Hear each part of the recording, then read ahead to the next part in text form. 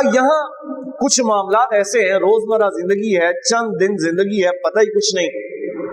ہم اپنی جہالت کی بنا پہ کہہ لیں یا دین سے دوری کی بنا پہ کہہ لیں، بہت سارے کام ایسے کرتے ہیں کہ جن سے ہمیں کچھ نہ کچھ فائدہ ہو جاتا ہے،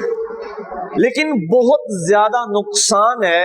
اس کو ہم نہیں دیکھتے، تھوڑے سے فائدے کی خاطر بہت زیادہ نقصان کو ہم نظر انداز کر دیتے ہیں۔ آج کی گفتگو میں بالخصوص جو چند باتیں آپ کو بتانی ہیں کہ اللہ کریم نے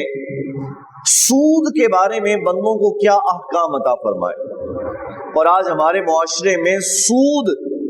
کتنے خوبصورت خوبصورت کپڑے پہن کر لوگوں کے سامنے کھڑا ہے۔ ایک تو یہ ہے نا، کسی بندے سے جب کہا سود لے گا، وہ کہے گا نہیں میں سود نہیں لیتا،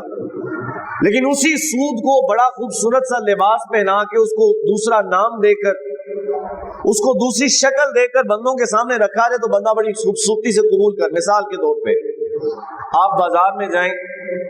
تو دکان کے باہر زمین پہ گوشت پڑا ہو اور آپ کو کوئی بندہ کہے کہ یہ سور کا گوشت ہے کہ یہ گوشت لے لو، تو آپ کہیں گے کہ میں تو یہ نہیں لوں گا، لیکن اسی کو اس نے پیک کیا، بڑے اچھے اس کو پیکنگ میں ڈالا، اچھی دکان پہ ایئر کنڈیشن روم میں رکھا، اور جب یہاں رکھا تو بندہ سمجھتا شاید کیونکہ اب یہ صاف ستھرا ہے تو شاید یہ حلال ہو گیا۔ جو چیز کل حرام تھی وہ آج بھی حرام ہی ہے۔ اللہ تبارک و تعالیٰ نے قرآن کریم میں سود کے بارے میں ایک دفعہ نہیں متعدد آیات کو نازل فرمایا، بلکہ آپ حیران ہوں گے سن کے، رب تعالیٰ قرآن کریم میں فرماتا ہے الذین یأکلون الربا لا یقومون الا کما یقوم الذی یتخبطہ الشیطان من المس۔ غور رکھ رہے ہیں آپ نے ایک ایک لفظ پہ، رب فرماتا ہے وہ لوگ جو سود کھاتے ہیں کل قیامت والے دن جب وہ اٹھے گا تو اس کا حال ایسا ہوگا جیسے اس کو جنون طاری ہے، وہ کھڑا ہی نہیں ہو سکے گا، جیسے اس کو کسی جن نے ہاتھ لگا کے مبہوت کر دیا، وہ اللہ کی بارگاہ میں کھڑا ہی نہیں ہو سکے گا، اس کو پتہ ہی نہیں چلے گا سود کھانے والا۔ دوسرے مقام پہ اللہ کریم فرماتا ہے یا ایھا الذین آمنوا اتقوا اللہ، اے ایمان والو اللہ سے ڈر جاؤ، وذروا اور چھوڑ دو ما بقی من الربا، جو سود سے باقی بچتا ہے اس کو چھوڑ دو، لیکن ان کنتم مؤمنین، اگر تم ایمان والے ہو۔ لیکن اگلی آیت جو ہے وہ اس قدر بندے کو تنبیہ کرتی ہے فَإِن لَمْ تَفْعَلُوا، اگر تم سود نہیں چھوڑو گے۔ ویسے تو ایمان والے کے لیے اتنا ہی کافی ہے کہ رب نے فرما دیا کہ سود، بولے نا سارے یار، مجھے سکون ملے گا کہ آپ اس کو سمجھ رہے ہیں۔ پیارے آقا صلی اللہ علیہ وسلم کو رب تعالیٰ نے حکم فرمایا محبوب شراب حرام ہو گئی، تو ان صحابہ نے یہ نہیں کہا کہ ہمیں ذرا کچھ وقت تو دیں، ہمیں کچھ مہینے تو دیں کہ ہمیں شراب کی عادت چھوٹ جائے، ہمیں کچھ سال مل جائے، مہینہ مل جائے۔